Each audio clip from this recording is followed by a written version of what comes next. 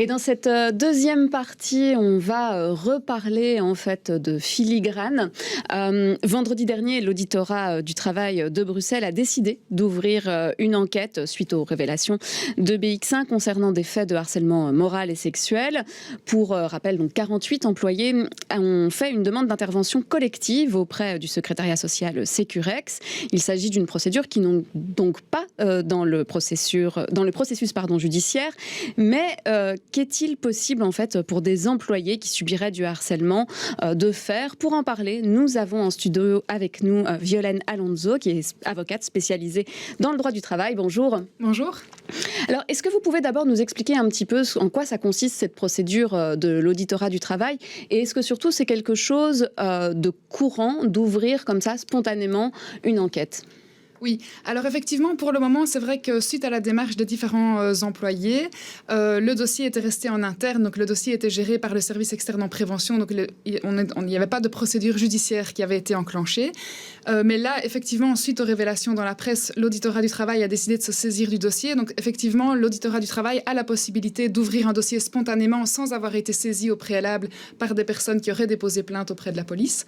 Et donc ça veut dire que oui, l'auditorat du travail a estimé que les faits qui étaient dénoncés dans la presse pouvaient, s'ils s'avèrent confirmés, être pénalement répréhensibles, et que donc l'auteur de ces faits pouvait être sanctionné encore une fois, si les faits sont confirmés. À ma connaissance, c'est assez rare que l'auditorat du travail se saisisse spontanément de ce genre de demande. Ça peut s'expliquer par le caractère tout à fait inédit de la situation, parce que oui, à ma connaissance, c'est extrêmement rare d'avoir la moitié des employés qui déposent une demande d'intervention formelle. C'est quelque chose qui se produit très peu et qui illustre aussi la gravité des comportements qui sont dénoncés. Et quel va être son rôle maintenant? Donc l'auditorat du travail va aller sur place, rencontrer les employés, les anciens employés, et ça va déboucher sur quoi? Alors, c'est très difficile à dire à l'heure actuelle. Donc, pour le moment, il y a une information donc, qui est ouverte. On en est au stade de l'information. L'auditeur du travail a différents outils à sa disposition pour investiguer les faits qui ont été dénoncés et pour voir si les faits sont avérés. À mon sens, je pense que la première chose qui va être faite, c'est des auditions de témoins, donc des auditions de personnes qui sont directement concernées par les faits. Et donc, voilà, l'auditeur va utiliser différents outils qui sont à sa disposition pour investiguer les faits. Il a ensuite la possibilité soit de classer sans suite, soit de citer directement les prétendus auteurs des faits devant le tribunal correctionnel. Et justement, on a entendu sur BX1 de nombreux témoignages, on a pu le lire sur notre site internet, avec beaucoup de harcèlement moral. Comment ça se traite, ça, dans un tribunal? Le harcèlement moral, c'est quelque chose de compliqué à prouver? Oui, c'est quelque chose qui est extrêmement compliqué à prouver, parce que ce sont des comportements qui se passent dans le cadre d'une relation de travail, donc de manière orale, et il y a très peu de traces de ça, et les éventuels témoins n'ont pas forcément envie de témoigner parce qu'ils veulent aussi préserver leur sécurité au sein de leur travail. Et c'est pour ça que le législateur a prévu un aménagement de la preuve qui est allégé. Et donc ça veut dire qu'au niveau civil, en tout cas, la personne qui soutient avoir été victime de harcèlement devra simplement déposer des éléments qui permettent de penser qu'elle a été victime de harcèlement, et il reviendra ensuite à la personne qui est visée qu'on considère être l'auteur des faits, il lui reviendra de prouver qu'elle n'a pas commis du harcèlement. Donc ça, c'est au niveau civil. Maintenant, alors ça, c'est un peu technique, mais c'est l'auditeur du travail, lui, il agit au niveau pénal, et là, au niveau pénal, la charge de la preuve repose entièrement sur la victime. Mais la grosse différence, c'est qu'ici, il y a l'auditeur du travail qui intervient, qui se saisit de la question, qui peut utiliser des instruments qui sont à sa disposition pour investiguer les faits. Et donc, la charge de la preuve est plus lourde, mais on a le soutien de l'auditeur du travail. Et alors, on a parlé là du harcèlement moral. Dans le cadre de filigrane, il y a aussi du harcèlement sexuel. Là, c'est forcément vers le pénal qu'il faut se tourner, ou ça peut être aussi vers du civil? Comment ça se passe dans ces cas-là? Non. Donc, dans les deux cas, les deux possibilités sont ouvertes. L'idée, c'est que si les victimes se tournent vers la procédure civile, on va uniquement parler d'indemniser leurs dommages. Donc, on va demander au juge de reconnaître l'existence de ce harcèlement, et puis dans un second temps, on va lui demander de dédommager les victimes de ces harcèlements.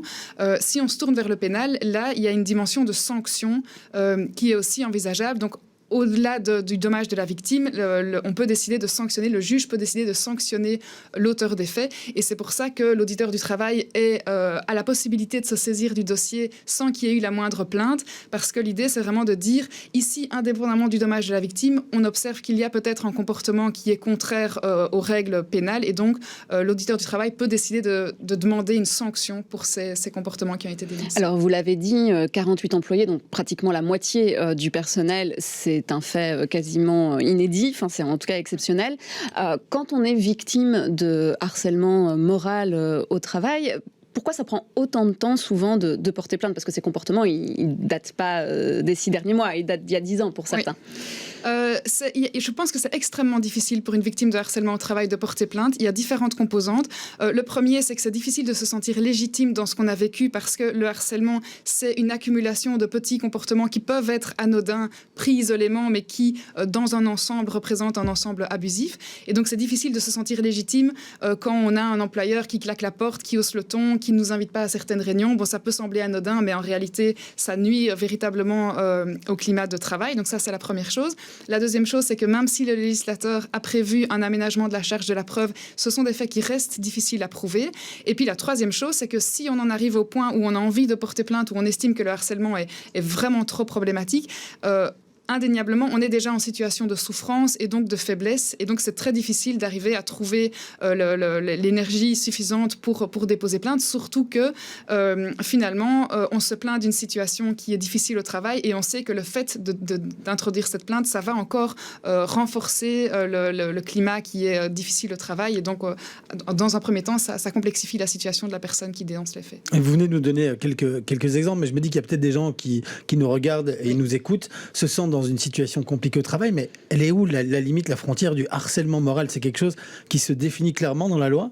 Oui, il y a une définition très claire. Alors, il y a 2 définitions, une pour le harcèlement moral, une pour le harcèlement sexuel. La définition du harcèlement moral est un peu longue, je ne vais pas vous la citer de A à Z, mais l'idée principale, c'est de retenir que, d'abord, on parle d'un ensemble abusif de comportements. Donc, on ne parle pas de comportements qui sont abusifs pris isolément, donc c'est un ensemble abusif de comportements qui ont pour objet ou pour effet de porter atteinte à l'intégrité de la personne, l'intégrité morale ou physique de la personne, et de nuire à son environnement de travail. Donc à partir du moment où la personne ne se sent plus bien dans son environnement de travail, où elle estime avoir été atteinte dans son intégrité morale ou physique, on commence à rentrer dans la définition. Alors effectivement, c'est très difficile de fixer la limite, mais là, c'est le rôle du juge d'intervenir et de trancher. Merci beaucoup, Violaine Alonso, pour toutes ces précisions. En Avec tout cas, plaisir.